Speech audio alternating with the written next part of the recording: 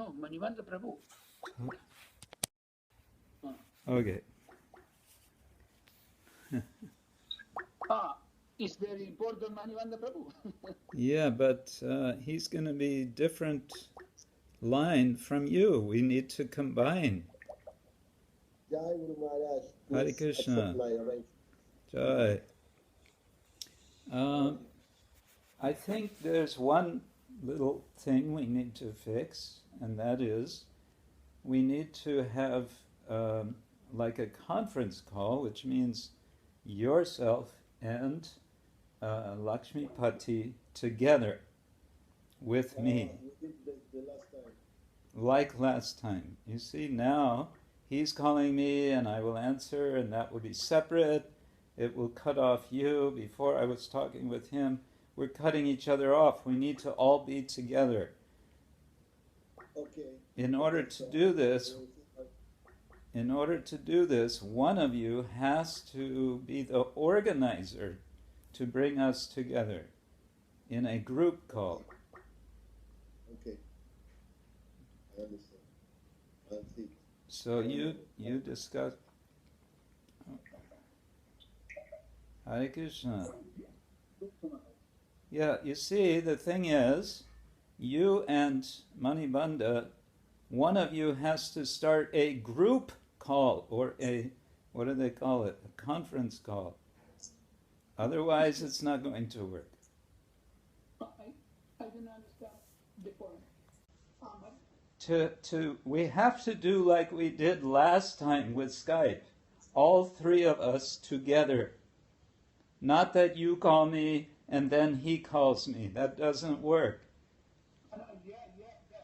No, now I just, or I could, no problem. I see you by Periscope. Only Manivanda. Talk you. Only Manivanda. Yes, you have reason. So you need to, either you or he needs to first connect us three. Okay? Then I could now. Yes. Manivanda is talking. He's there. He's waiting. Okay, Hare Krishna. Haribo.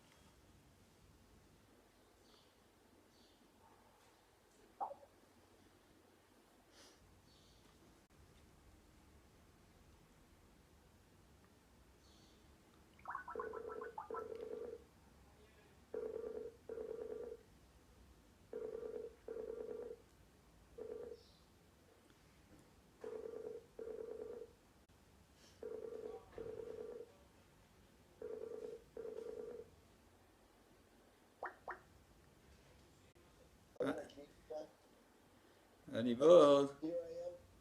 There you are. The group with Lakshmi Pati. Okay.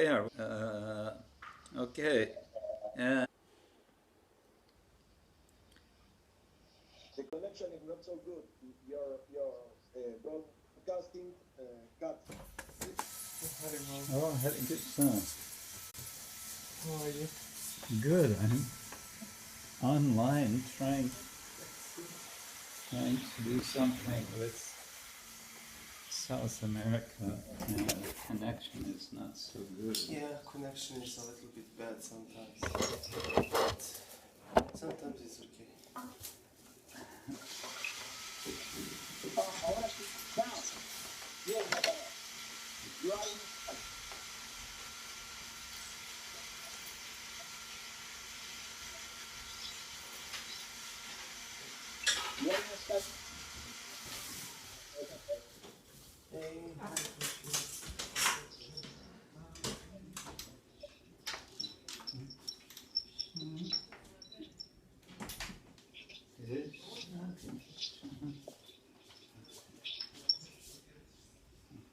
Okay. Let's see what we can do. I see you. I see you. Okay.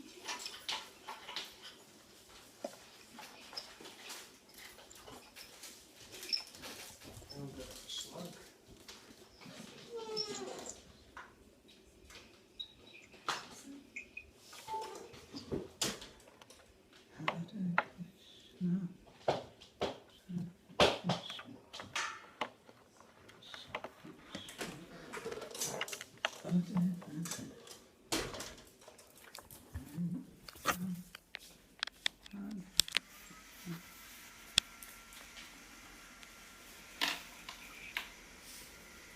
Right. Okay, now I put this. Well, try it without.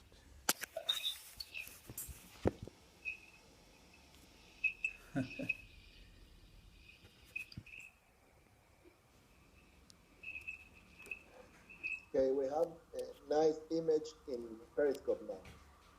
Yeah. Okay, Wow. now shall we try again? I think everything is working now. Can you hear me better? I can hear you by Skype and also by Periscope. Wow. Looks like we're in business. Okay, I still have to make a little adjustment here for notes. Okay. Shall we start?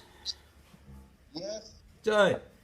Nama Om Vishnuvadaya Krishna Prishtaya Bhutale Srimate Bhakti Vedanta Swaminiti Namine Namaste Saraswati Devi Gauravani Pracharine Nivishesha Shunyavadi Paschatya Deshatarine Vanchakalpatarubhyascha Kripa Sindhubhya Eva Cha Patitanam Pavanebhyo Vaishnavebhyo Namo Namaha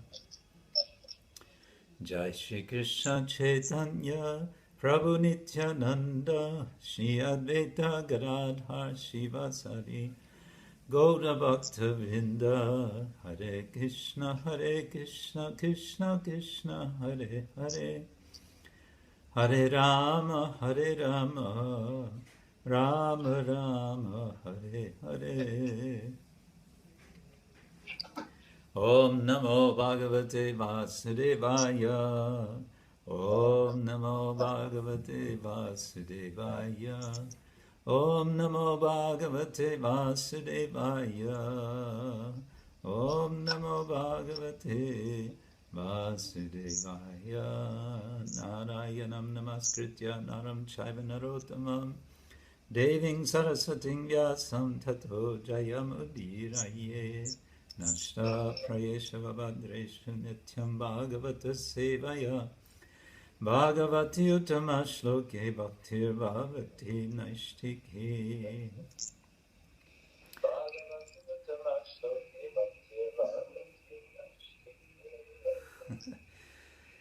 Okay, so we are today going to attempt an overview of the Srimad Bhagavatam Canto 1. Ok, entonces hoy vamos a hacer una revisión del Srimad Bhagavatam, canto 1.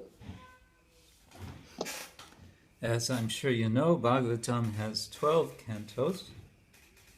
Como estoy seguro que ustedes ya saben, el Srimad Bhagavatam tiene 12 cantos. And the first canto serves as an introduction to the rest of the Bhagavatam. Y el primer canto sirve como una introducción para el resto del Bhagavatam. And so, in one sense, the Bhagavatam really doesn't get started until the beginning of Canto 2. En realidad, el Srimad Bhagavatam no empieza realmente hasta el comienzo del canto número 2. Um, the Bhagavatam is a very special book. El Bhagavatam es un libro muy especial. And it is sometimes called the Amala Purana, the spotless Purana. Y muchas veces está llamado como el Amala Purana, el Purana sin manchas. It stands out, way out in front among all the Puranas in many ways.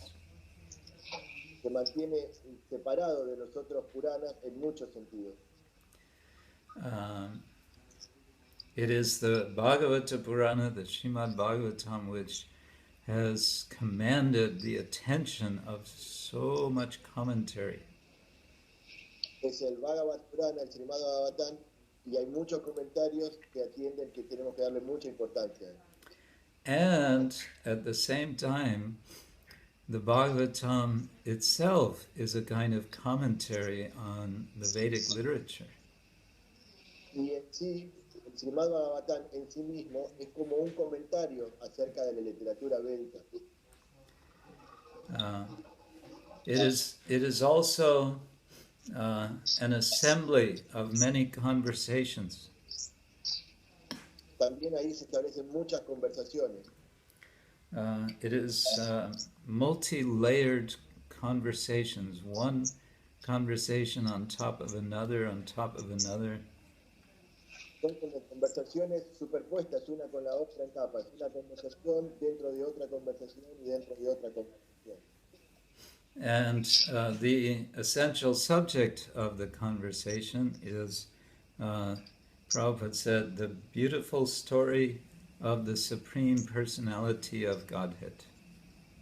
Y el tema principal de todas estas conversaciones, tal como lo dijo Prabhupada, es acerca de la suprema personalidad de Dios.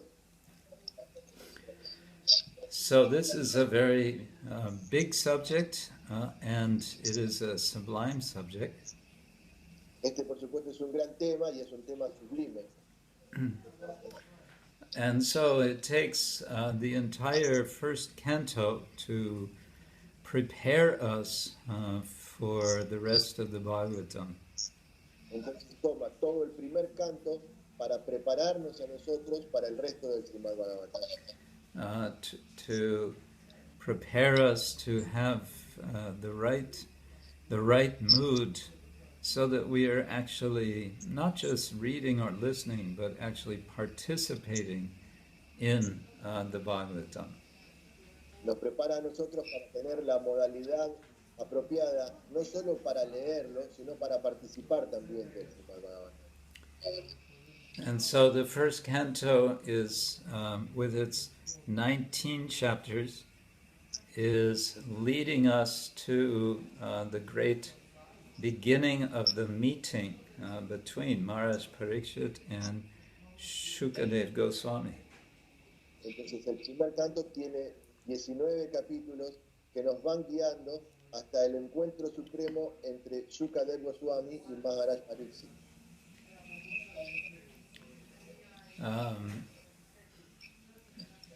So it's like a grand symphony. Es como una gran sinfonía. And there's many different players in the symphony, but they're all playing the same tune. Hay muchos intérpretes dentro de una sinfonía, pero están todos tocando siempre la misma melodía. But they each have different parts to play in this great symphony. Pero cada uno tiene una parte particular que tocar de esta gran sinfonía. And this first canto is the overture. It's bringing and it's introducing all the major themes of the symphony of the Bhagavatam. Y el primer canto es como la obertura.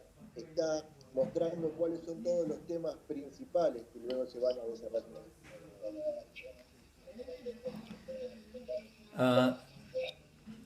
One can also say that the very first verse of the Bhagavatam contains within it the entire like in a seed form, the significance of the entire Bhagavatam.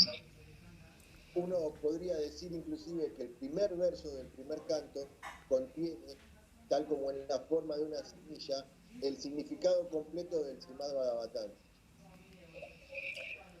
The first verse is making a declaration of what is the subject of the Bhagavatam, which is Param Satyam, the supreme truth. Entonces el primer verso está haciendo una declaración de cuál es el tema principal del Srimad Bhagavatam, que es Param Satyam, la verdad suprema. And it echoes two different other texts, namely the Vedanta Sutra and also the Rig Veda. Otras dos grandes escrituras que son el Vedanta Sutra y el Rig Veda. The very first line, Janmadyasya yaton vayaritratas chartesh vabhignyasvarat. The first half of the line echoes the second verse of Vedanta Sutra. Entonces la primera línea de este verso iguala también la primera línea del Vedanta Sutra. Janmadyasya yataha, that from which everything is coming, the creation, maintenance, and destruction of the cosmos. Habla de aquel del cual todo emana, la creación, la manutención y la destrucción del cosmos.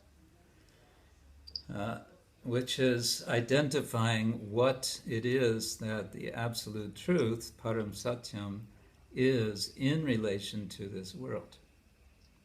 Lo que está identificando qué es la verdad absoluta, Param Satyam, en relación con este mundo. Namely, it is the original cause. Principalmente es la causa original. And then the very last word of the verse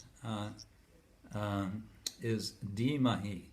Damna Svena Sada Nirasta Kuhakam Satyam Param Dhimahi. This word we find in the Rig Veda. Entonces la última palabra del verso es Dhimahi. La palabra Dhimahi que la encontramos en el Rig Veda. And it is an invitation. Let us meditate on this supreme truth.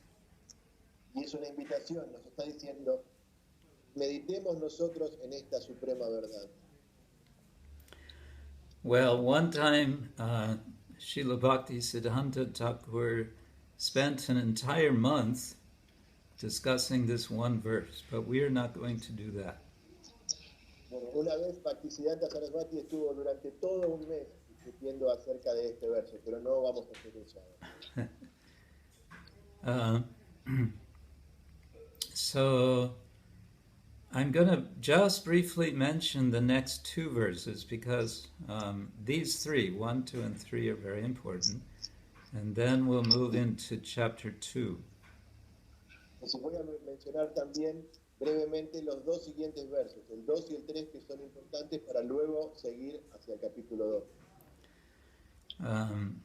So the second verse, Dharma Projita Gaitavotra, is, how to say it, sort of delimiting what is the subject. The first verse says what's the Bhagavatam about, and the second verse is telling us what it's not going to be about. Entonces, el segundo verso está delimitando un poco los temas que van a ser aquí discutidos. El primer tema nos dice cuál es el panorama o el tema general del Srimad Bhagavatam, qué es lo que se va a tratar aquí, y el segundo, cuáles son los temas que no se van a discutir. It's not going to be about what it calls Kaitava Dharma, or cheating religion. Esto no va a ser acerca de lo que se llama Kaitava Dharma o religión engañosa. And there's a kind of implication here that other literature is about cheating religion, and so the Bhagavatam is so much superior. Y entonces hay algo implícito aquí, que dice que otras literaturas sí son religiones engañosas, pero el Srimad Bhagavatam está muy por encima de todos ellos. Dharma projita gaitavotra paramonir matsaranam satam vedyam vastavam atra vastu shivadam tapatrayon mulanam. And it's also telling the effect of reading the Bhagavatam, which is tapatraya unmilanam, the uprooting of the threefold miseries. Y entonces también nos dice el efecto que va a producir la lectura de este Srimad Bhagavatam, que es elevarnos de las tres miserias de la naturaleza. Then verse number 3 is a kind of invitation for relishing the Bhagavatam. Entonces el verso número 3 es como una especie de invitación para liberar el Srimad Bhagavatam. And it gives this very nice analogy of mango, which has become very ripe and therefore very sweet. Y nos da una explicación de manga que se volvió muy verdadera y muy dulce. And it specifically says Pibata Bhagavatam Rasam Alayam. That the way of reading the Bhagavatam is to drink it, to drink its nectar through the ears. Y entonces nos dice que la verdadera forma de leer el Bhagavatam es beber el néctar que allí está contenido a través de los oídos. And that this should be done not just one time, but again and again. Y esto no debe hacerse solo una vez, sino repetidas oportunidades, una y otra vez. Muhuraho rasika bhuvi bhavuka. And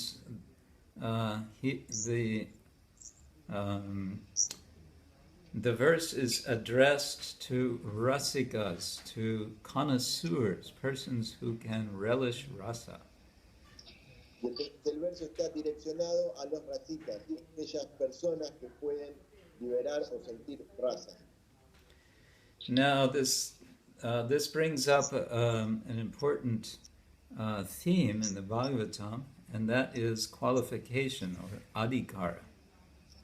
Entonces esto nos lleva a un tema muy importante dentro del Srimad Bhagavatam, que es la cualificación, adhikara. In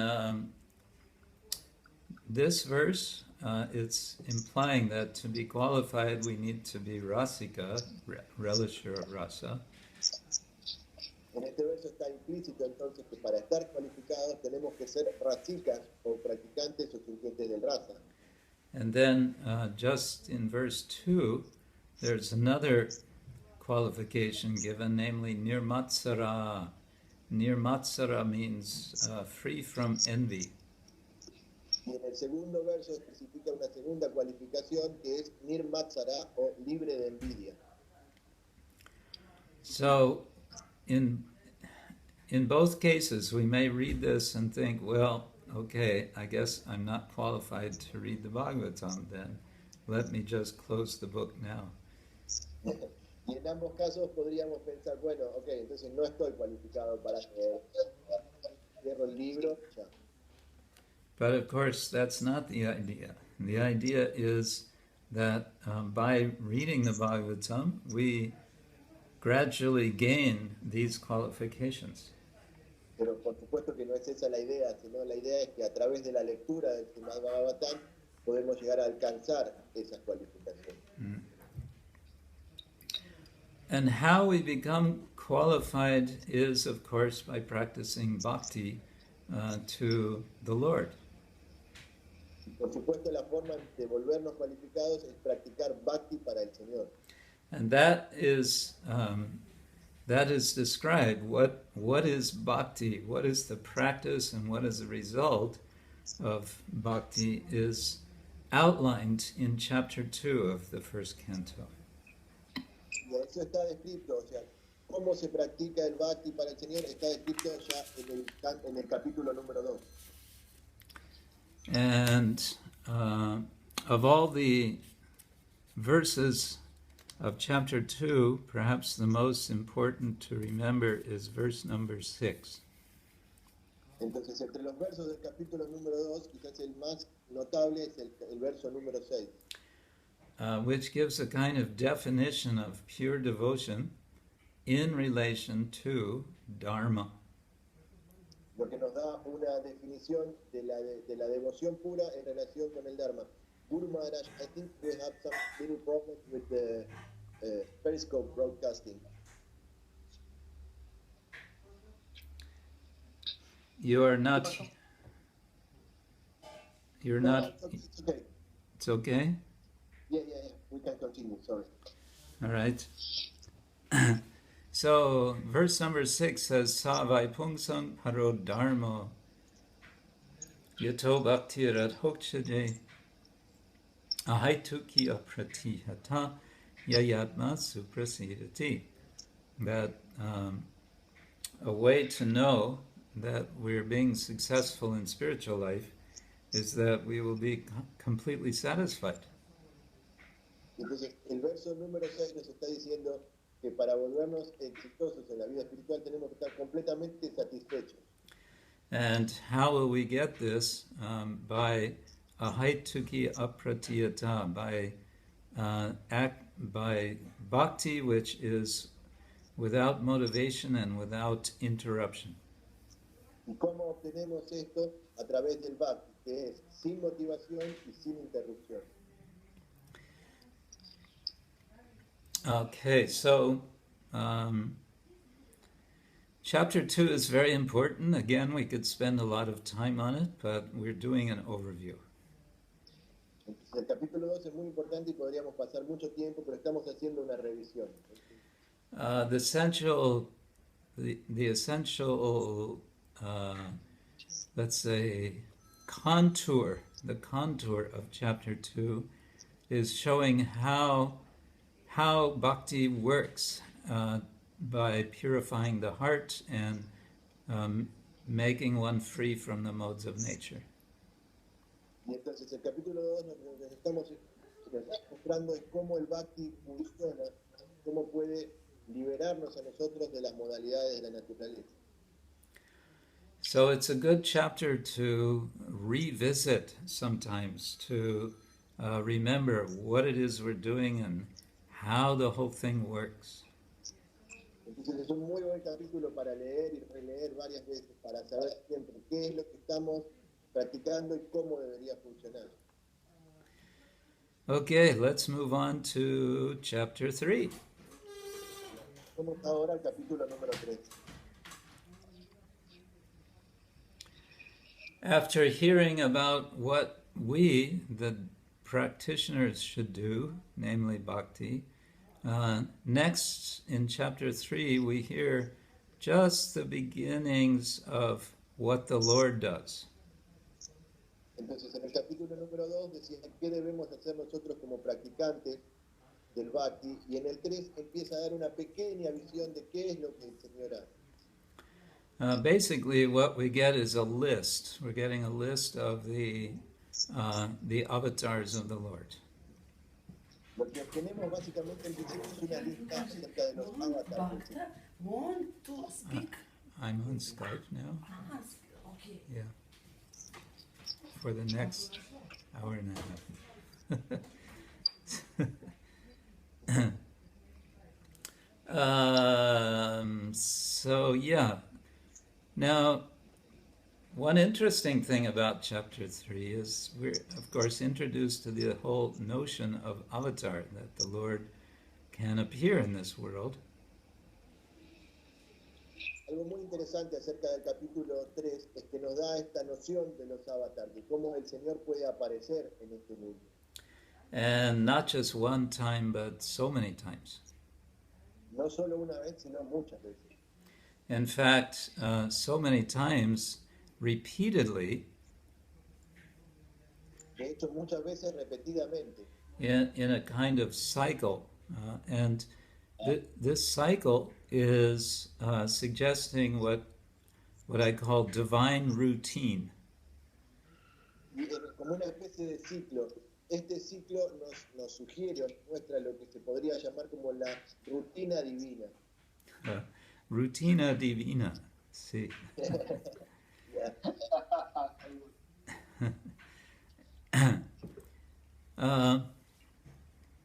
Now, another way of thinking about the avatars is in relation to history. Otra forma de pensar en relación con los avatars es a través de la historia. If you read a typical history book, let's say a survey of Argentinian history, it will probably focus on the various political actions and conflicts and wars and so on. Por ejemplo, si uno leyera un libro acerca de la historia argentina, seguramente va a estar basado en los diferentes conflictos políticos y acciones y guerras que ocurrieron. And it will highlight the lives of certain key figures, especially kings and princes. Y va a resaltar la vida de ciertos personajes importantes, tales como reyes o príncipes. So what the Bhagavatam does, in one sense, is turn history upside down. Entonces lo que hace el Srimad Bhagavatam en un sentido es poner la historia al revés, de cabeza.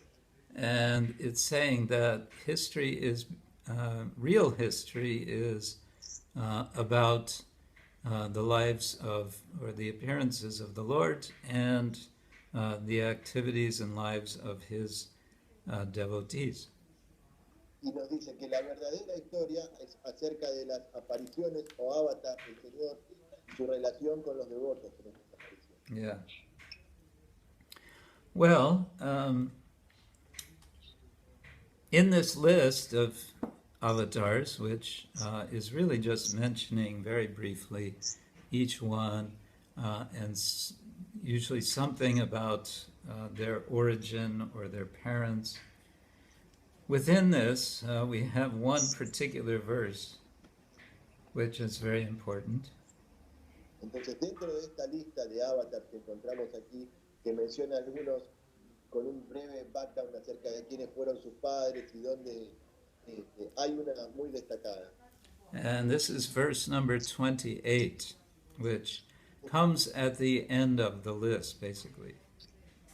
Y este es el verso número 28 que dice cómo finaliza la lista.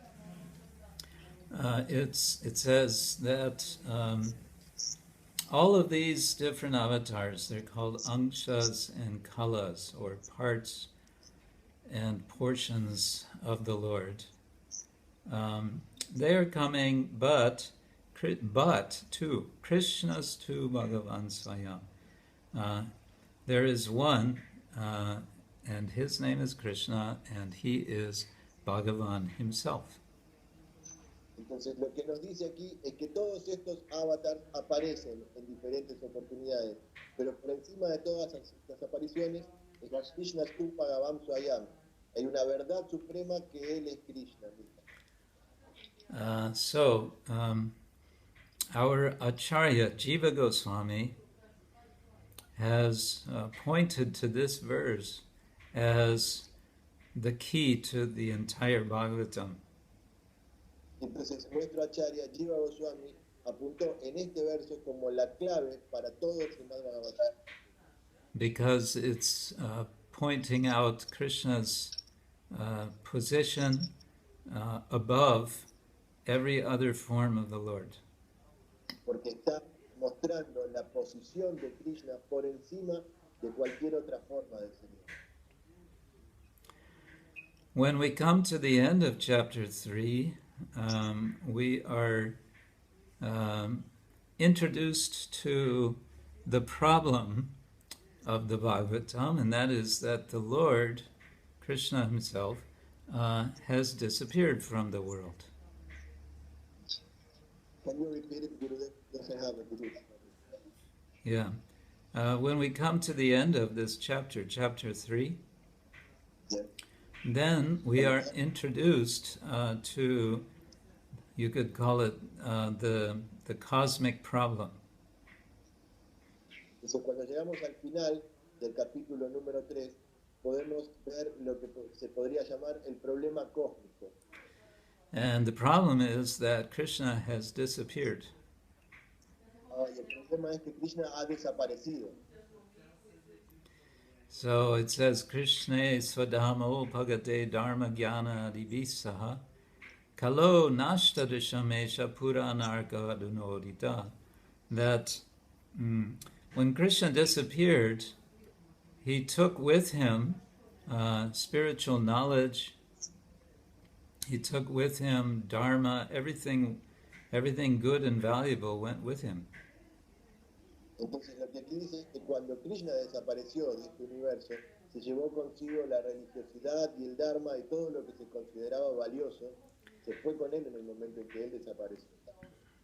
And so what to do? Here we are, it's now the age of Kali, and nashta drishta, our vision is destroyed. We can't see, we don't have spiritual vision.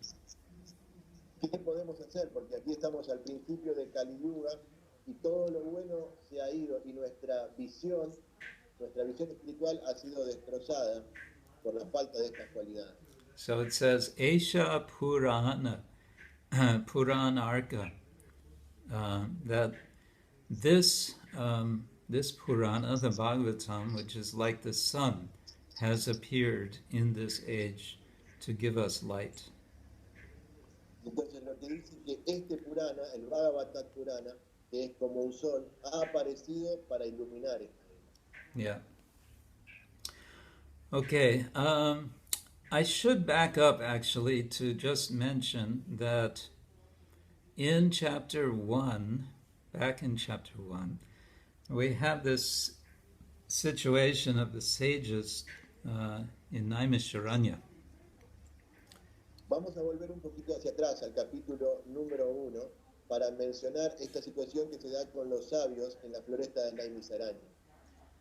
And they're asking questions of Sutta Goswami. Y ellos están haciéndole preguntas a Sutta Goswami. And these questions, 6 questions altogether, are being answered in chapters, especially chapters 2 and 3. Y estas 6 preguntas que ellos le han hecho fueron respondidas especialmente durante los capítulos 2 y 3. But you can also say the entire Bhagavatam is answering these questions. Pero también podría decir que todo el Bhagavatam completo es la respuesta a estas preguntas. Okay, now we move on to chapters 4, 5, 6, and 7. We sort of take them together in a sense. Entonces ahora vamos a movernos hacia los capítulos 4, 5, 6 y 7 y vamos a hablar de ellos en general, todos juntos. And here we are introduced to 2 important figures, namely Vyasa and Narada. Y aquí se nos presentan 2 figuras muy importantes que son Vyasa y Narada.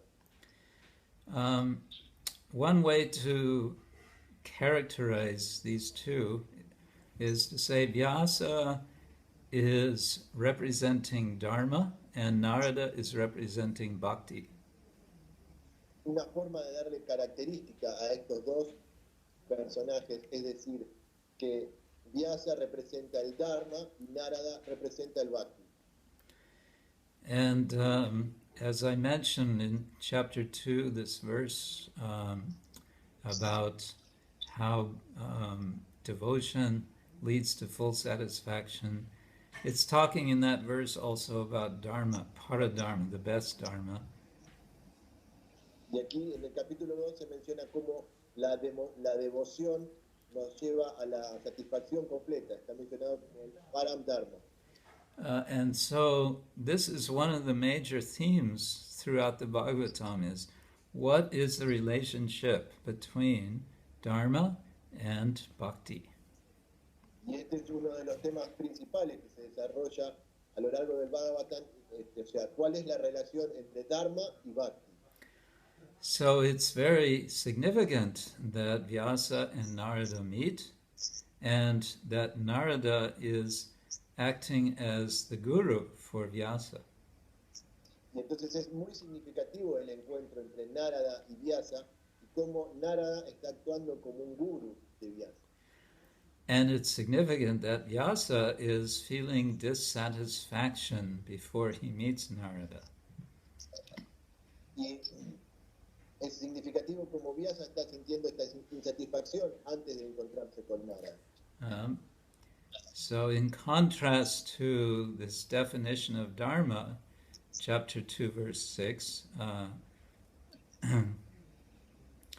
Yayatma suprasidati, one is fully satisfied. Vyasa was not satisfied. Entonces, en contraposición con este verso que dice que uno, por practicar el bhakti, debería estar completamente satisfecho, Vyasa de hecho no estaba completamente. And why he's not satisfied? Well, he's written the Mahabharata, and the Mahabharata is very much about Dharma. Entonces es ¿por qué no estaba satisfecho? Porque él había leído el Mahabharata, y el Mahabharata es básicamente acerca del Dharma. Actually, the big question in the Mahabharata is, what is Dharma? De hecho, la gran pregunta dentro del Mahabharata es, ¿qué es el Dharma? And except for the Bhagavad Gita giving a quite clear answer, practically the whole Mahabharata doesn't give a clear answer. What is Dharma? Y en contraposición con el Bhagavad Gita, que nos da una respuesta acerca de qué es el Dharma, de todo el Mahabharata no se da una respuesta concreta acerca de cuál es el Dharma. So we can understand why Vyasa is not happy. Entonces podemos entender por qué Vyasa no estaba feliz. And he suspects, he understands why, namely that he hasn't glorified the Supreme Lord. Y él entiende por qué está ocurriendo, porque no se está glorificando aquí al Señor. And this is confirmed by Narada, who then advises him to write exclusively in glorification of the Lord. Y entonces luego esto es confirmado por Narada, quien le aconseja que escriba solo acerca de la glorificación del Señor. So Vyasa is a very good student. He's a very good disciple.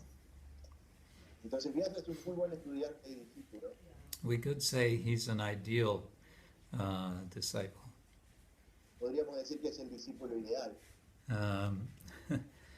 Because after getting this instruction, Vyasa goes off by himself and he meditates, and in his meditation he gets a wonderful vision in which everything becomes clear to him. Porque luego de recibir esta indicación, él se pone a meditar y en su meditación obtiene una visión muy clara acerca de él. That is described in chapter 7, I think it's verse number 4. Yeah. Está escrito en el capítulo número 7, verso 4. But I want to now say something about Narada. Narada is interesting because he tells his story of how he became a Hare Krishna. Entonces, vamos a hablar un poquito acerca de Narada. Es muy interesante Narada cuando él nos cuenta la historia de cómo él se volvió un Hare Krishna. And he takes us back to his previous life. I'm sure you know the story. Y nos lleva hacia atrás, a su vida previa. Creo que ustedes deben conocer la historia. So the point here is that both Vyasa and Narada are what we may call success stories in the Bhagavatam. El punto aquí es que ambos personajes, tanto Vyasa como Narada, tienen su historia exitosa, por decirlo de alguna manera, dentro del Bhagavad. And the success that they are showing is coming from the experience of shelter and empowerment. Y el éxito que ellos están mostrando es acerca de cómo ellos tomaron refugio y fueron empoderados por el Señor. Both of them are empowered. Vyasa is empowered by Narada. Narada was empowered by the sages from his previous life. Entonces, ambos están empoderados. Vyasa está empoderado por Narada y Narada fue empoderado en su vida previa por los sabios. And what are they empowered to do? They're empowered essentially to take shelter, take refuge in the Lord. ¿Y para qué fueron ellos empoderados? Básicamente para tomar refugio en el Señor. Okay, so also near the beginning of chapter 7, we have an important verse, number 10. Cerca del comienzo del capítulo número 7 tenemos un verso muy importante que es el verso 10. This is celebrated as the Atma Rama verse. Este es conocido como el verso Atma Rama. Atma Ramascha Munayo Nirgranta Api Urukrame Kurvantyak Ahetukim Bhaktimitam Bhutta Guno Hari. It's describing the condition of being completely satisfied in the self, Atma Rama. Está describiendo la sensación de estar completamente satisfecho en el ser, Atma Rama. In the sense of one who is what we might call an impersonalist, a Brahmavadi. Atma Rama is referring to the impersonalists or Brahmavadis. Atma Rama se está refiriendo acerca de los impersonalistas o Brahmavadis. And the verse is saying that even they become attracted to the pastimes of the Lord, the qualities of the Lord. Y el verso dice que incluso ellos se ven atraídos por las cualidades y los pasatiempos. Again, this is very important verse. We find in Chaitanya Charitamrita, there's an elaborate explanation of this verse by Chaitanya Mahaprabhu. También podemos encontrar dentro del Chaitanya Charitamrita una explicación muy elaborada hecha por el señor Chaitanya mismo acerca de este verso. And the whole point is to say that that Krishna Bhakti is superior to other forms of spiritual practice. Y el punto es que el Krishna Bhakti es superior a cualquier otra forma de práctica. Okay, then we move on to the second half of chapter 7 and, going up through chapter 10. We have a certain kind of themes. Entonces luego nos movemos hacia la segunda mitad del capítulo 7, yendo casi hasta el capítulo 10, donde se desarrollan diferentes temas. And this has to do very much with the Mahabharata.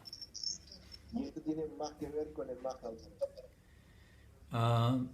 In a sense, you could say that the Bhagavatam assumes that we are familiar with the Mahabharata. En un sentido, podríamos decir que el Bhagavatam asume que nosotros estamos familiarizados con el Mahabharata. And as I mentioned before, the Bhagavatam is a commentary on all the Vedic literature. Specifically in Canto 1, it is giving commentary on the Mahabharata. Entonces, como mencioné antes, el Srimad Bhagavatam da un comentario acerca de toda la literatura védica y específicamente en el Canto 1 da un comentario acerca del Mahabharata. And I would say the essential point the Bhagavatam is making, the essential comment it's making, is that all of the great heroes in the Mahabharata are actually devotees of the Lord. Y el gran comentario que hace el Srimad Bhagavatam es decir que todos los héroes que fueron involucrados dentro del Mahabharata fueron todos devotos del Señor. In the Mahabharata, this is not always obvious. En el Mahabharata esto no es tan obvio. Because again, Vyasa was focused not so much on this point. He was focused on the concept of dharma and so on. Porque de hecho Vyasa no estaba basado en este punto, sino que él estaba basado en el concepto del dharma. Por eso. So, in chapter 7, after a few verses, suddenly we have something a little bit strange. We have a conversation between Krishna and Arjuna. Entonces, 14:7, de pronto tenemos una conversación que parece un poco extraña. Es una conversación entre Krishna y Arjuna. And the conversation is taking place after Ashvatthama has murdered the 5 children of Draupadi in their sleep. Y la conversación se da luego de que Ashwatthama hubiera asesinado a los 5 hijos de Draupadi mientras dormía. So something very horrible and very criminal has taken place. And the question now is what to do with the criminal, Ashvatthama. Entonces algo horrible, un crimen horrible había ocurrido y la pregunta ahora era ¿qué hacer con el criminal Ashwatthama? Arjuna finds himself between 2 opposing instructions. Arjuna se encuentra a sí mismo entre 2 instrucciones opuestas. On the one side is Draupadi. Draupadi is saying, don't kill Ashvatthama. Por un lado está Draupadi que le dice no mates a Ashwatthama. And on the other side is Krishna saying, you have to kill him. Y por el otro lado está Krishna diciendo tenés que matarlo. And Krishna says, you have to satisfy my instruction and you also have to satisfy Draupadi. Entonces Krishna le dice, tú tienes que complacer mi instrucción, pero también tienes que complacer a Draupadi. So this little episode has very deep significance, but in particular it highlights 2 things: the devotional nature of Arjuna and of Draupadi. Entonces esta conversación tiene un significado muy profundo, pero podríamos resaltar la posición devocional de Arjuna y de Draupadi. By virtue of their sense of compassion. Por su sentido de la compasión. As you may remember, Ashvatthama, his hair is cut off and he is sent away. And that way, you may wonder, so how he wasn't killed. How is that satisfying Krishna's instruction to kill him? Y entonces uno puede recordar que el cabello de Ashwatthama fue cortado y fue enviado lejos. Entonces uno dice, no lo mató. ¿Cómo puede esto estar satisfaciendo la orden de Krishna? No lo mató. So, how does he kill him? He kills him socially. He makes him an outcast. Entonces, ¿cómo lo mató? Lo mató socialmente. Lo hizo un descastado.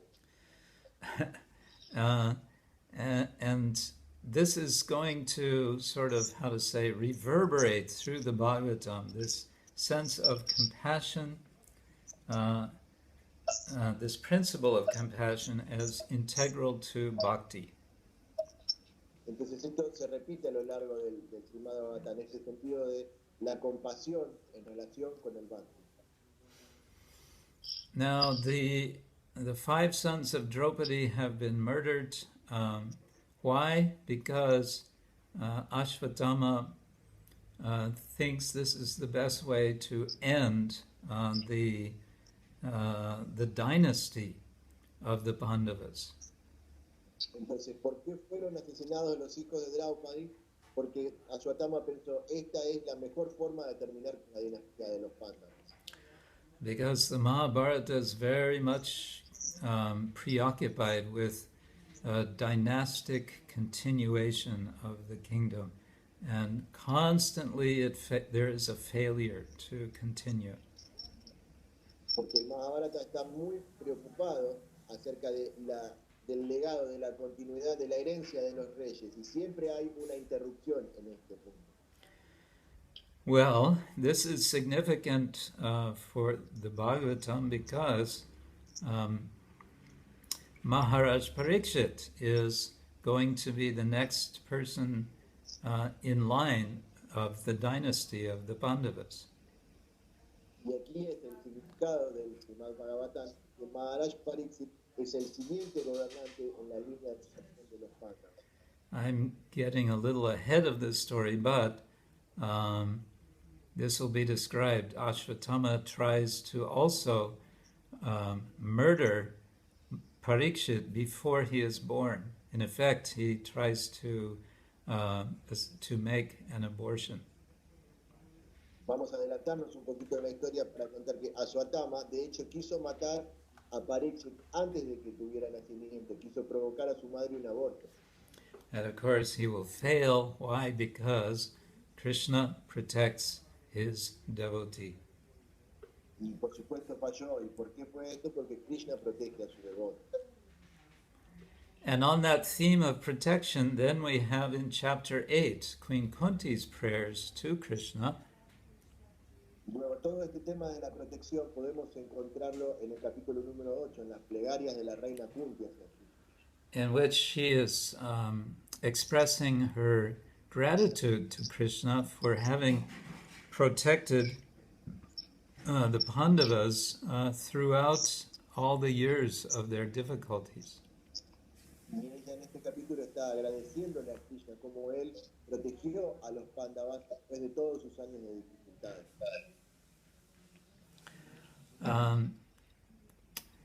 In addition to gratitude, one of the themes of these prayers, sort of indirectly, is memory.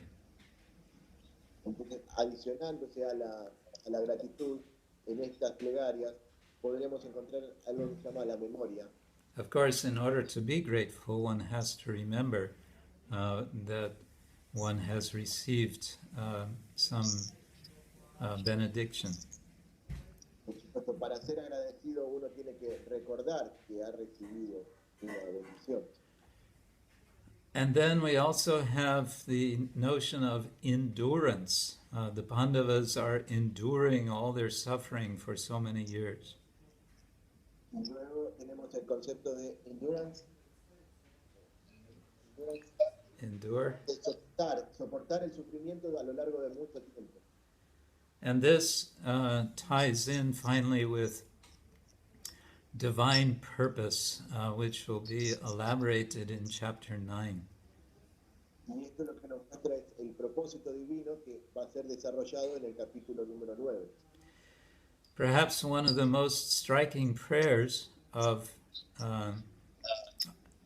Queen Kunti is verse number 25 of chapter 8. Quizás una de las plegarias más impactantes de la reina Kunti es el verso número 25 del capítulo 8. This is when she says, Vipada santuta shashvatatra tatra jagat guru bhavado darshanam yatsat apunar bhava darshanam. So many troubles have come to us, let more troubles come. Aquí es donde dice ella, muchos problemas han venido a nosotros, deja que más problemas sigan viniendo. Because when these troubles come, then we are forced to remember you, Krishna. Porque cuando estos problemas vienen, nosotros nos vemos obligados a pensar en ti. And by remembering you, we will no longer suffer repeated birth and death. Y por recordarte a ti, nosotros no tendremos que sufrir más repetidos nacimientos y muertes. So this verse is making a connection between the idea of devotion to Krishna and the idea of liberation. Entonces este verso nos está dando una idea de devoción hacia Krishna y también de liberación. Um, and it warns us, it prepares us for the fact that devotional service does not guarantee a peaceful life. Y entonces también nos advierte o nos muestra que el servicio devocional no es una garantía de una vida pacífica. And Kunti Devi takes you could say it's a proactive prayer. She says, I'm ready for more trouble because I know this trouble will lead to liberation. Entonces Kunti aquí toma una posición muy proactiva, podríamos decir. Yo sé que los problemas están viniendo, dejen que vengan más problemas porque de esta manera nos va a llevar a pensar en Krishna y así a la liberación. So Kunti is offering these prayers, of course, after the battle of Kurukshetra, and Krishna is preparing to leave, to go back to Dwaraka. Entonces Krishna está haciendo Kunti está haciendo estas plegarias luego de la batalla de Kurukshetra y Krishna está preparando su partida, se está yendo nuevamente a Dwarka. So we have a meeting between Kunti and Krishna, but it's in preparation for Krishna's departure, his leaving, separating from the devotees. Entonces hubo un encuentro entre Kunti y Krishna, pero fue mientras Krishna estaba preparando ya su partida, él se estaba separando de los devotos. And then we have another departure in chapter 9, and that is the departure from this world of Bhishma Dev. Y luego tenemos en el capítulo 9 otra partida, que es la partida de Bhishma Dev de este mundo. Again, the Bhagavatam is making a commentary on the Mahabharata by saying that Bhishma Dev, who is he really? He is actually a great devotee of Krishna.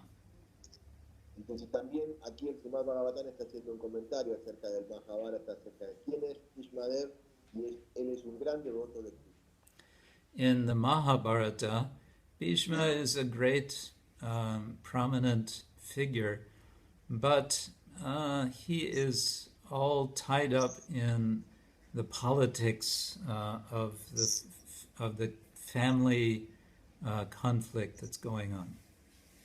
En el Mahabharata podemos ver que Bhishma Dev es una figura muy importante, pero lo vemos siempre enredado en conflictos familiares y políticos. But here in chapter 9, as Bhishma is lying on the bed of arrows, surrounded by the sages and with Yudhishthir present, and with Krishna present, he is showing his true identity. Pero aquí podemos ver cuando Bhishma está yaciendo sobre una cama de flechas, con todos los sabios alrededor, con Yudhishthir presente y con Krishna mismo presente, entonces él aquí está mostrando su verdadera naturaleza. And because Yudhishthir has come to Bhishma Dev for instruction, the essential instruction that Bhishma gives him is about the identity of Krishna as, in fact, the Lord. Y entonces Yudhishthir se acercó a Bhishma Dev en busca de instrucción, y la instrucción principal que le dio Bhishma Dev es acerca de Krishna, mostrándole que él es el Señor Supremo. There are several very beautiful prayers by Bhishma in which he is remembering particular moments of Krishna, especially on the battlefield of Kurukshetra. Hay muchas plegarias muy lindas dichas por Bhishma Dev, donde él recuerda momentos particulares de Krishna, sobre todo en el campo de batalla de Kurukshetra. But there's also one very surprising verse. I don't remember the number. It's around 38, 39, something like that, in which Bhishma talks about the gopis. Pero también hay un verso muy sorprendente, no recuerdo exactamente el número, pero debe ser entre el 38 o el 39, donde Bhishma habla acerca de las gopis. He's glorifying the gopis as great devotees, as superior to in their devotion to his own devotion. Él habla acerca de las gopis como las más grandes devotas, superiores inclusive a su propia devoción. And one of the commentaries says, well, actually Prabhupada says that that Bhishma Dev's prayer, his memory of the gopis, is actually a prayer to the gopis for their blessings.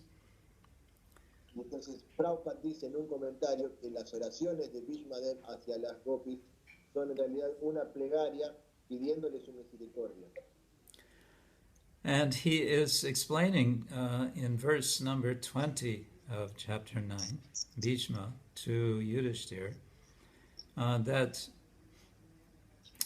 personality that you, out of ignorance, were thinking to be your maternal cousin, actually he is the Supreme Personality of Godhead. Entonces, aquí en el verso 20 del capítulo 9, Bhishma Dev está explicando a Yudhishthira que esa persona a la que tú consideraste equivocadamente tu primo maternal, en realidad es la suprema personalidad de Dios. And then we have this dramatic moment at the end when Bhishma, he breathes his last breath. Y luego tenemos este momento muy dramático en el que Bhishma respira su último aliento. And Sutta Goswami says, at that time everyone becomes silent, just like birds at the end of the day. Y Sutta Goswami menciona que en ese momento todos se mantuvieron en silencio, tal como los pájaros al final del día. The Bhagavatam, one way to read the Bhagavatam is it's an instruction manual for how to die. Una de las formas de leer el Srimad Bhagavatam es que es un manual o un libro de instrucciones acerca de cómo morir. And in this first canto, the example of Ishma is given as an ideal death.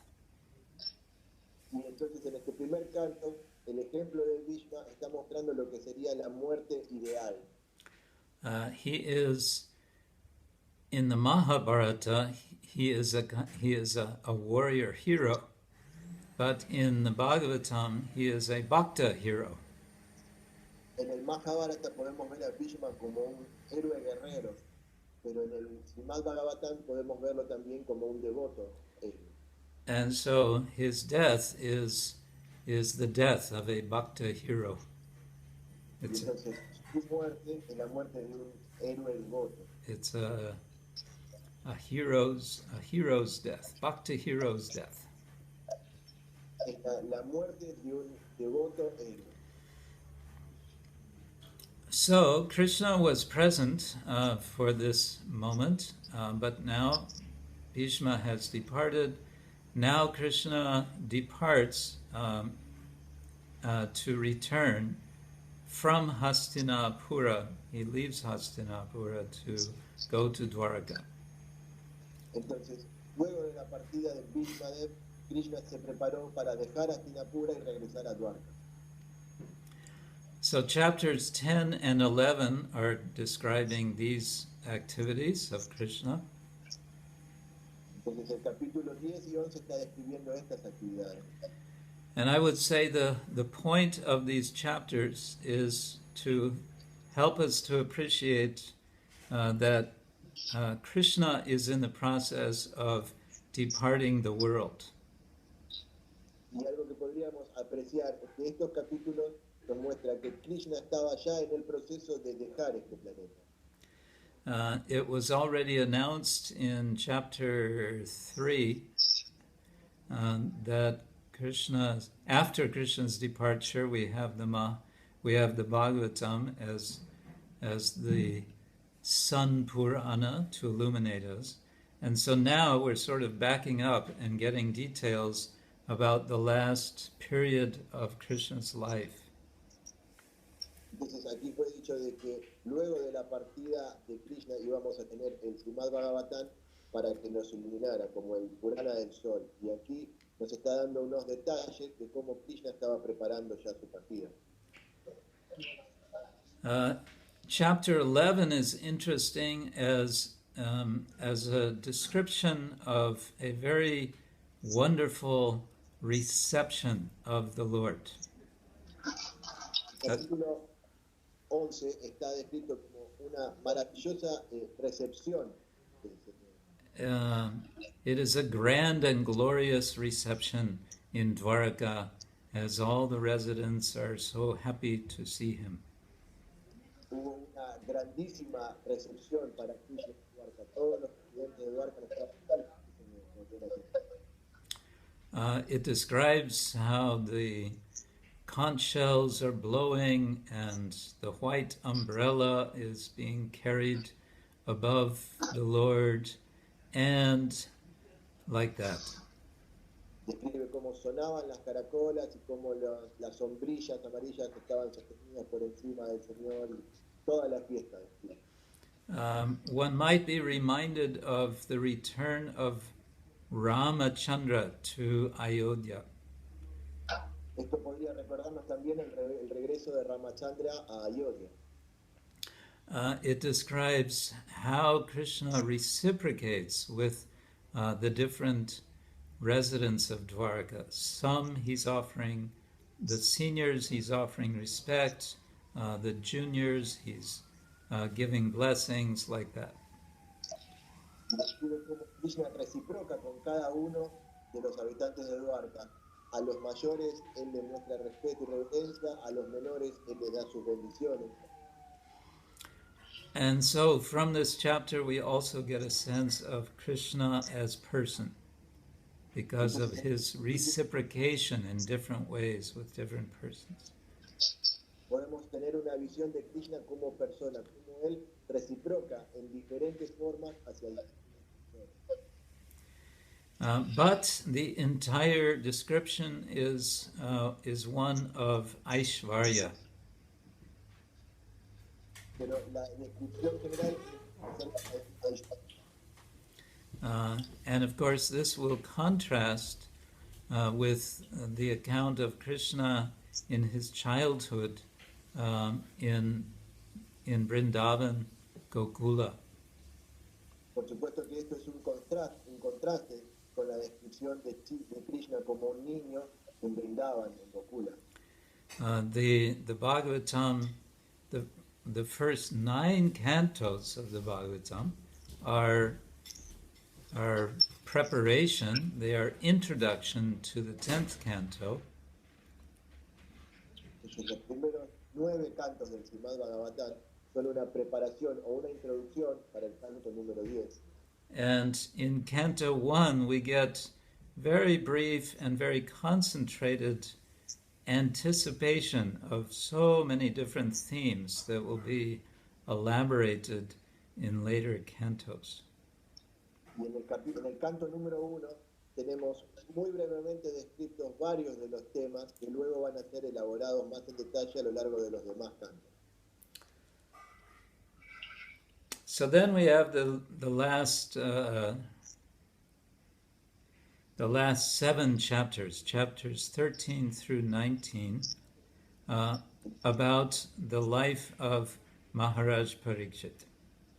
Entonces luego tenemos los últimos 7 capítulos, del 13 al 19, donde se describe la vida de Maharaj Parikshit. And the story begins before he is born. He is in the womb of his mother. Y la historia comienza antes de que él naciera, cuando él estaba en el vientre de su madre. And already before being born, there's so much trouble. Incluso antes de que él naciera ya había muchos problemas. Because Ashwatthama is trying to kill him, he's using a Brahmastra, big heavy weapon. Porque Ashwatthama estaba tratando de matarlo con un Brahmastra, que era un arma muy poderosa. And in a sense, we could contrast his entry into the world with Krishna's entry into Dwaraka. Y de alguna forma podríamos contrastar su entrada en este mundo con la entrada de Krishna en Dwarka. Whereas Krishna was welcomed warmly by all the residents of Dwaraka, Donde Krishna estaba cálidamente bienvenido por todos los residentes de Dwarka. Parikshit is not welcomed into the world by Ashwatthama. De hecho, Parikshit no estaba siendo bienvenido al mundo por parte de Ashwatthama. But of course, Krishna saves him, and so we have another story of entrance. In this case, Krishna entering into the womb of Parikshit's mother, Uttara. Pero también aquí, por supuesto, Krishna lo protegió. Y tenemos otra historia de entrada, de cómo Krishna entra en el vientre de la madre de Maharaj Parikshit, Uttara. But in contrast to Krishna in relation to the Pandavas, who are having long and extended exchanges with Krishna as their cousin for so many years, in contrast to this, Parikshit only sees him for a few moments. En contraste, en la relación que Krishna tenía, por ejemplo, con los Pándavas, donde él tuvo muchos años de trato con ellos directo, como su primo, en contraste con esto, Maharaj Parikshit simplemente pudo ver a Krishna por unos momentos. And we might remember how in the Bhagavad Gita, Arjuna laments when he sees Krishna's universal form. También podemos recordar como en el Bhagavad Gita Arjuna se lamenta cuando ve la forma universal de Krishna. He asks for forgiveness to Krishna. I'm so sorry. I was too familiar with you. We were sitting together, sometimes lying down on the same bed, and sometimes joking. Please forgive me. Y él le pide, por favor, Krishna, perdóname, yo te traté tan familiarmente, estábamos ahí juntos, sentados, inclusive a veces acostados en la misma cama. Por favor, perdóname. But in contrast to all of that, Parikshit just gets a very, very short vision of Krishna in the womb. But it is enough for him to remember Krishna for the rest of his life. En contraste con eso, Maharaj Parikshit tuvo solo un pequeño contacto con Krishna dentro del vientre de su madre, pero aún así esto le sirvió a él para recordarlo durante toda su vida. So then we have, let's see, in chapter 13, we have the story of Vidura returning after the war and meeting his brother or half-brother Dhritarashtra. Entonces en el capítulo 13 tenemos la historia de Vidura cuando regresa luego de la guerra y encontrándose con su medio hermano Dhritarashtra. In a sense, we get an echo here of the meeting between Vyasa and Narada. Aquí tenemos como un eco de lo que fue el encuentro entre Narada y Vyasa. Vidura acts as the guru and Dhritarashtra acts as the disciple. Vidura actúa como el guru y Dhritarashtra actúa como el discípulo. But in this case, Dhritarashtra has been the cause of the entire trouble of the Mahabharata war due to his not just physical but spiritual blindness. Y aquí podemos ver que Dhritarashtra fue el causante de todos los problemas que se sucedieron en el. And now Vidura wants to in effect, open his eyes. Vidura wants to open Dhritarashtra's eyes so he can see. Oops. Looks like we lost our translation. Hare Krishna.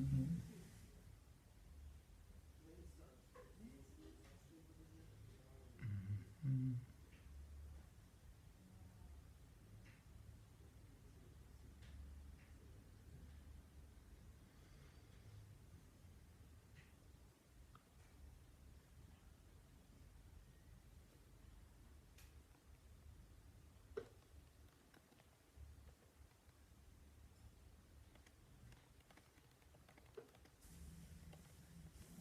¿Qué tengo que hacer acá? Hare Krishna. Can you hear me?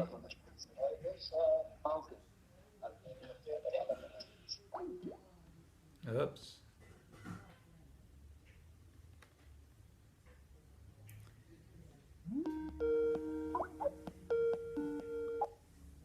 Haribol. Hare Krishna. Are we back? Yes, we are back. Okay, good. So, where was I? Chapter 13. So, Vidura is trying to give spiritual sight to Dhritarashtra. Even if he can't see physically, at least he should get some spiritual vision. Entonces aquí Vidura está tratando de darle una visión espiritual a Dhritarashtra. Incluso si él no puede ver físicamente, está tratando de darle una visión espiritual. And so, somebody's asking me, am I Hare Krishna? I don't know if there was some way of excluding people. Anyway, so he finally convinces, Vidura convinces Dhritarashtra to leave home. Entonces finalmente Vidura convence a Dhritarashtra de dejar el lugar. Again, this theme of departure. We have Bhishma Dev departing. Then we have Krishna departing from Hastinapur. Now we have Dhritarashtra also departing. Entonces nuevamente la partida. Tenemos a Bhishmadev partiendo del mundo, Krishna dejando Hastinapura, ahora también Dhritarashtra está dejando la partida. There's one verse in this chapter which is especially worth noting, and this is verse number 10. Yudhishthira is speaking to Vidura. Aquí en el verso número 10 podemos ver a Yudhishthira hablándole a Vidura de una palabra muy significativa. Bhavat vida bhagavatas tirtha bhutas hayam prabho tirtani.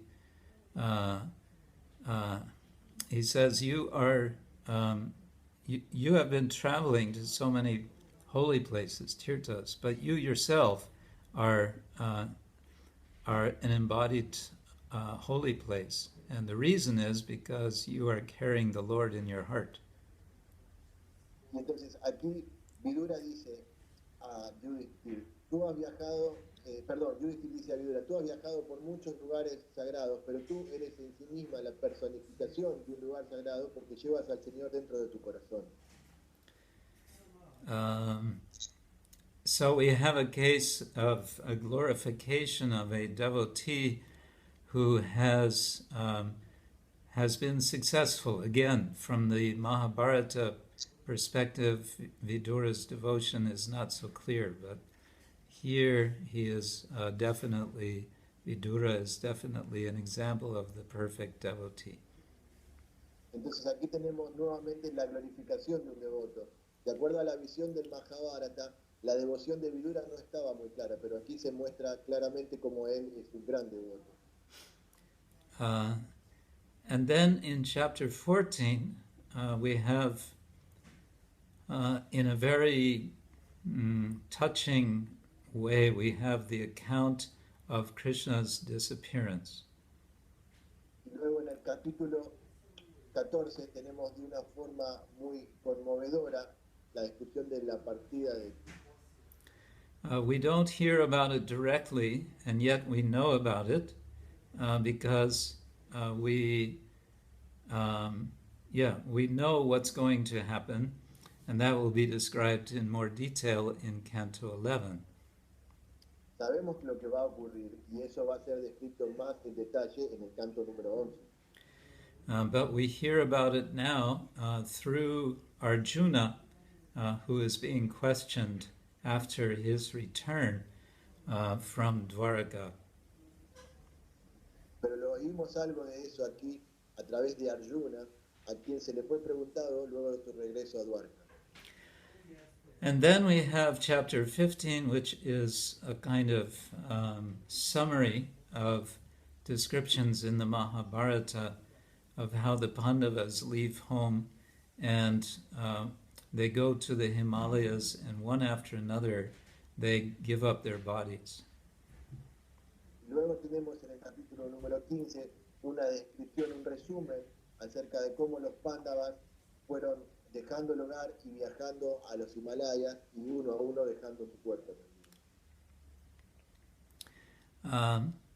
And you could say also that the Pandavas are departing, but they're also arriving. They're arriving back home, back to Godhead. También que aquí podríamos decir que los Pándavas están partiendo de algún modo, pero también están llegando de vuelta al hogar, de vuelta a Dios. I'm getting now these repeated messages on Periscope. Somebody is asking me, what are you doing, and so on. Should I respond to this? No, I think we have, for the next time, Yeah. If you follow the person, you can choose if that person can make you questions or not. But this is a first try, so maybe for the next time, this will be resolved. Okay. So then we have chapters 16 and 17, in which we have this encounter between Parikshit and the personality of Kali. Y entonces luego tenemos el capítulo 16 y el 17, donde se da el encuentro entre Parikshit y la personificación de Kali. Now he says that I'm on his block list. Okay. Probably for the best.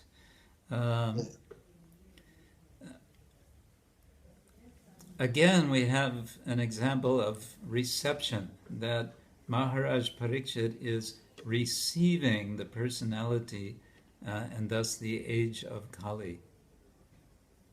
Aquí tenemos nuevamente el concepto de la recepción, como Maharaj Parikshit recibe a la personificación de la era de Kali.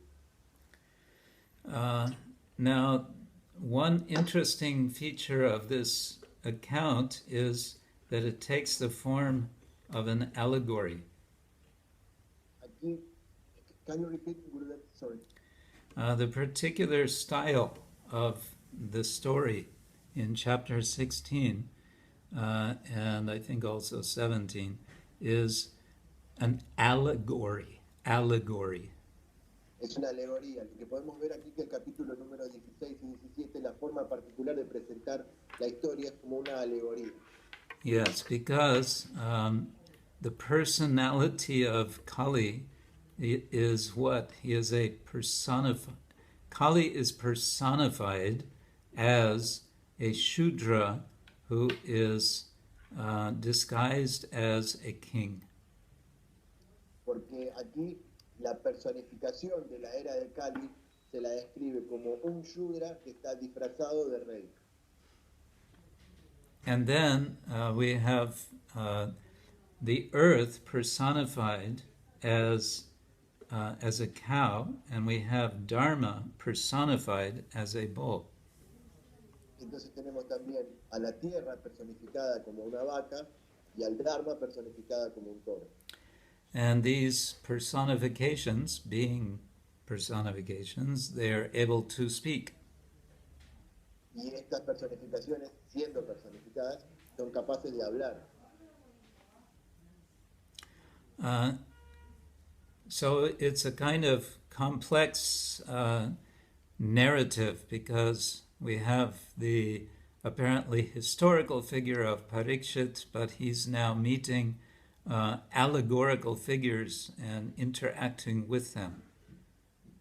Y es un poco una narrativa un poco compleja, porque tenemos un personaje histórico, que fue Maharaj Pariksit, pero está teniendo conversaciones con estas personificaciones alegóricas, tal como el Dharma y la tierra y la personificación de Kali. So, so the Bhagavatam in this case does not seem to be concerned. It's doesn't have a problem to sort of mix genres of narrative. Y aquí el Bhagavatam parece no tener problema en mezclar ambos géneros de narrativa. In chapter 17, we have the actual confrontation between Parikshit and Kali. En el capítulo número 17 tenemos en sí misma la confrontación entre Parikshit y Kali. And again, this is a kind of reception story.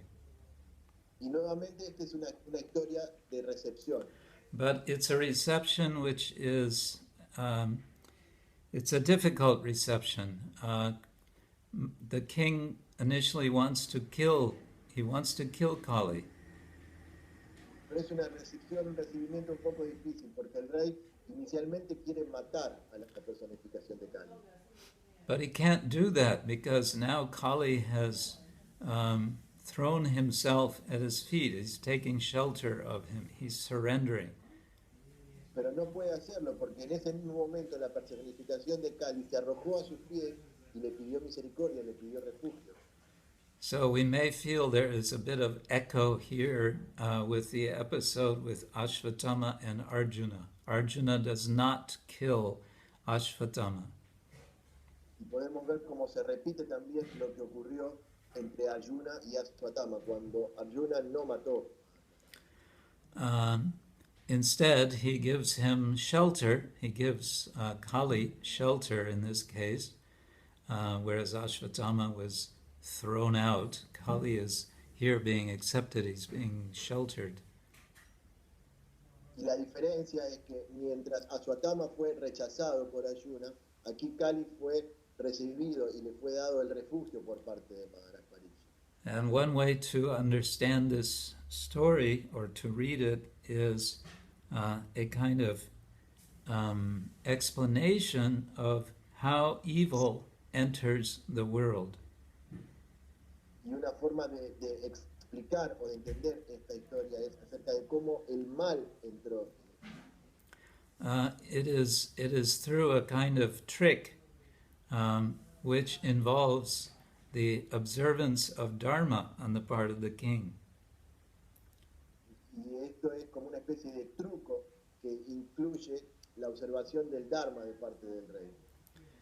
Maharaj Parikshit is a very conscientious king, and so he's following Dharma, but the result of his following Dharma is that Kali enters. Maharaj Pariksit es un gran rey y es un gran observador del Dharma, pero el resultado de su observador del Dharma es que permite que Kali entre en este mundo. Well, then we have chapter 18 in which Maharaj Parikshit is cursed. Luego tenemos el capítulo 18 donde Maharaj Pariksit es maldecido. He is cursed because of a bad reception with a sage. Es maldecido porque él tuvo una mala recepción para con el sabio. The sage's fault is that he is not responding. He is not welcoming the king. El sabio lo culpa a él de que no fue apropiadamente recibido por el rey. And why he's not receiving him is because he is absorbed in meditation. ¿Y por qué no lo recibió? Porque estaba absorto en una meditación. But Maharaj Parikshit is doubtful that he is in meditation. He suspects that he is just putting on a show. Pero Maharaj Pariksit estaba en duda de si estaba realmente en una meditación o si estaba haciendo un show. And so one of the big themes of the Bhagavatam is to look at, to see there are appearances and there are realities, and these may be different. Y uno de los grandes temas que muestra el Srimad Bhagavatam es que también hay apariencias y hay realidades que no siempre coinciden. And on the dark side, there may be a misapprehension. One may be like Maharaj Parikshit, not perceiving what's actually happening. Y de hecho puede ocurrir en el lado oscuro que uno sea como Maharaj Pariksit, que no está percibiendo exactamente lo que ocurre. And on the other side, there may be an intentional deception by someone to misrepresent themselves. Sorry, I had cut. There may be on the other side, a deception on the part of someone to misrepresent oneself. Ay, por el otro lado, one minute. Can you repeat? Sorry, Gurudev. So there can be, we're talking about the distinction between reality and appearance. Estamos hablando acerca de la distinción entre la realidad y la apariencia. Yes. Now, this can happen in two different ways. Esto puede ocurrir de dos maneras diferentes. One is my perception of someone else may be inaccurate. Quizás mi percepción acerca de alguien más está desacertada. In this case, it is my fault, my misperception. En este caso es mi culpa, mi malentendimiento. On the other side, it might be another person who is intentionally misrepresenting themselves. Y quizás en el otro lado está la otra persona que está intencionalmente haciendo las cosas, desrepresentándose o haciendo las cosas a propósito. And this seems to be a special problem of the age of Kali. Y esto parece ser un problema particular en la era de Kali. So Maharaj Parikshit, he thinks that the sage is misrepresenting himself when actually he's meditating. Entonces Maharaj Pariksit duda acerca de si el sabio está realmente haciendo esto a propósito, pero en realidad él estaba meditando. And as a result, he is cursed, and this curse we can say is a kind of forced renunciation. Y a consecuencia de esto fue maldecido, y podemos decir que esta maldición fue como una especie de renunciación forzada. And this forced renunciation is, of course, going to ultimately be a blessing. Y esta renunciación forzada es en última instancia una bendición. Because through this renunciation, he is going to obtain bhakti. Porque a través de esta renunciación lo que él va a obtener es bhakti. Then finally, chapter 19, we have the appearance of sage Shukadev Goswami. Luego, finalmente, en el capítulo 19, tenemos la aparición del sabio Shukadev Goswami. And this is what the whole first canto is preparing us for, is for this meeting. Y esto es para lo que todo el primer canto de Bhagavatam nos estaba preparando, para este encuentro. In certain ways, Maharaj Parikshit and Shukadev Goswami are complete opposites. En algún sentido, Maharaj Pariksit y Shukadev Goswami son completamente opuestos. Parikshit is a king and Shuka is a sage. Pariksit es un rey y Shuka es un sabio. Parikshit is a worldly person, Shukadev is total renunciant. He's even naked. Pariksit es una persona de mundo y Sukadeva Goswami es un renunciante, anda prácticamente desnudo. So we say in English, opposites attract. Y en inglés se dice, los opuestos se atraen. And so here we have these two opposites attracted to each other for the purpose of Krishna Katha. Y aquí tenemos estos dos opuestos atrayéndose entre sí con el propósito de realizar Krishna Katha. Maharaj Parikshit has one simple question for Shukadeva Goswami. Maharaj Pariksit tenía solo una simple pregunta para Sukadeva Goswami. Actually, two verses, 37 and 38. De hecho, dos versos, el número 37 y el número 38. Essentially, what should a human being do in the face of death? Esencialmente hablan de qué el ser humano debe hacer en frente de la muerte. And in this way, the first canto ends, and we are now prepared to begin to hear Shukadev's answer with the beginning of canto 2. Y entonces, de esta forma termina el canto número 1 y nos prepara a nosotros para escuchar las respuestas de Sukadeva Goswami que empiezan en el canto número 2. So we have now done a whirlwind overview of canto 1. Entonces ahora hemos hecho una revisión oral acerca del canto número 1.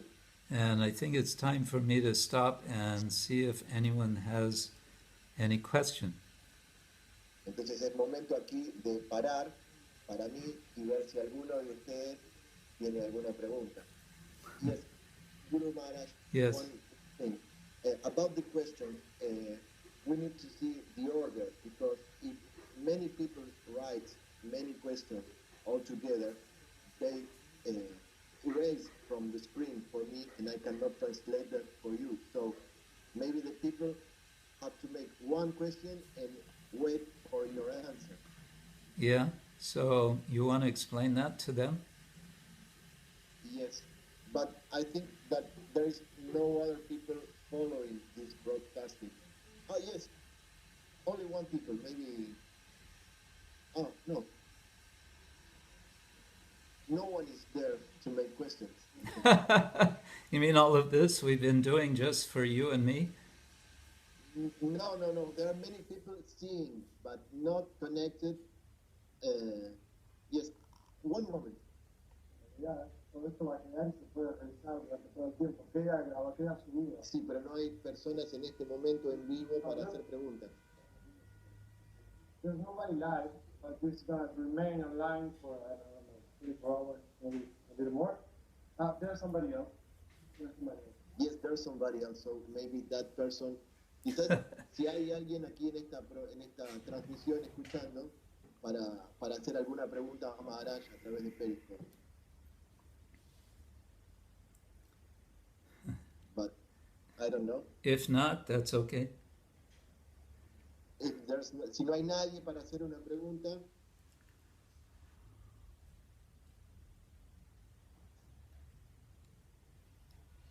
But I think that we lost also Lakshmipati Prabhu. I don't know where is he. Oh, Lakshmipati says, hermosa exposición. Oh. Okay, well, whatever.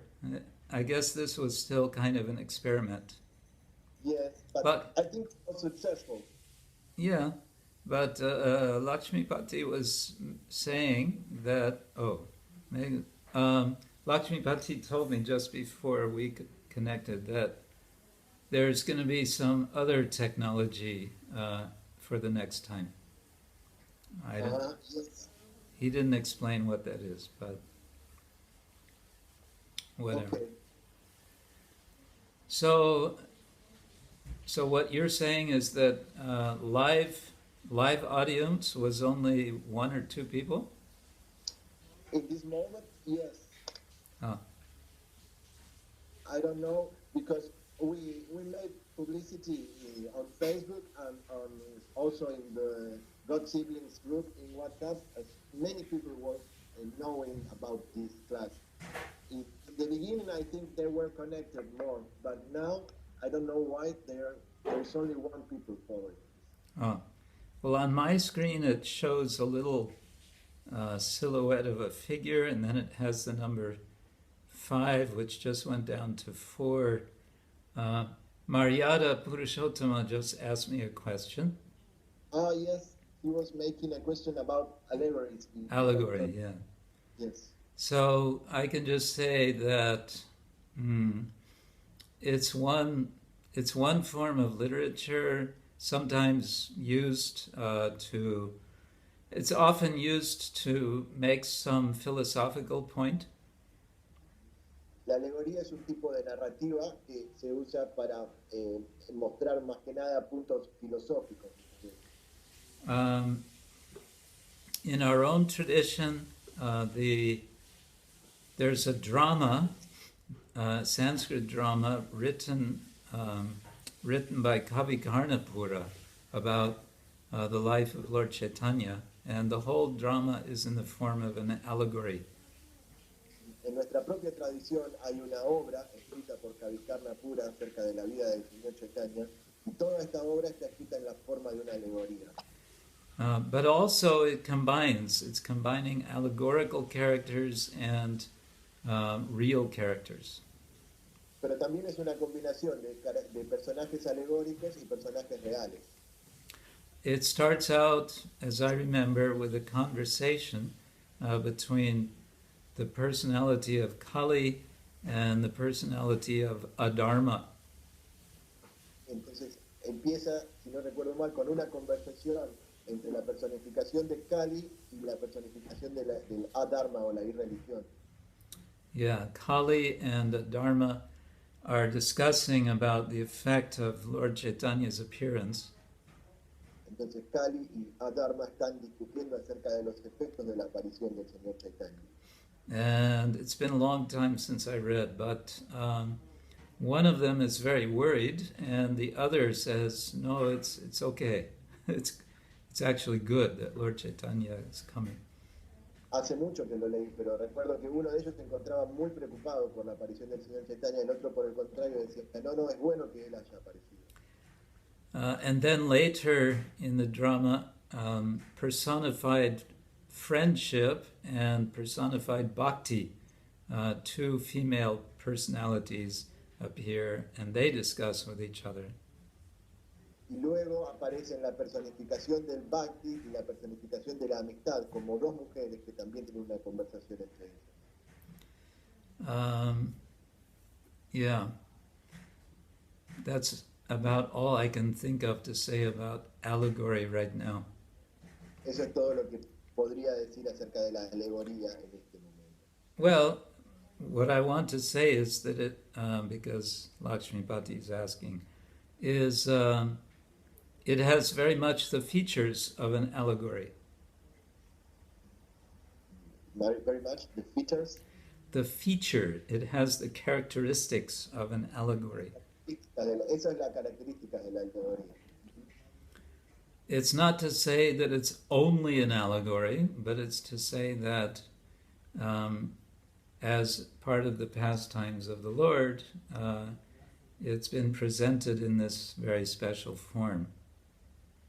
No podemos decir que es completamente una alegoría, pero sí podemos decir que es parte de los pasatiempos del Señor de ser presentado en esta forma alegórica.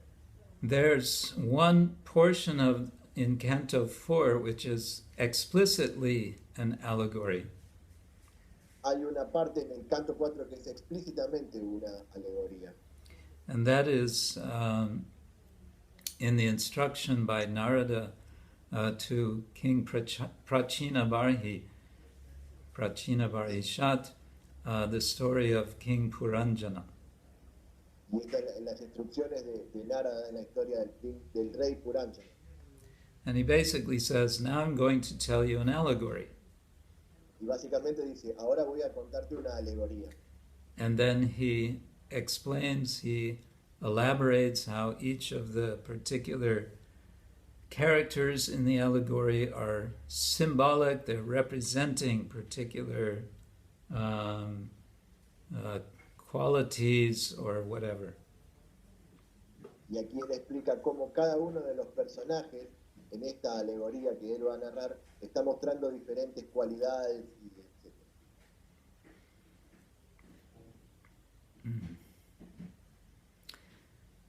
Okay, well, that was a nice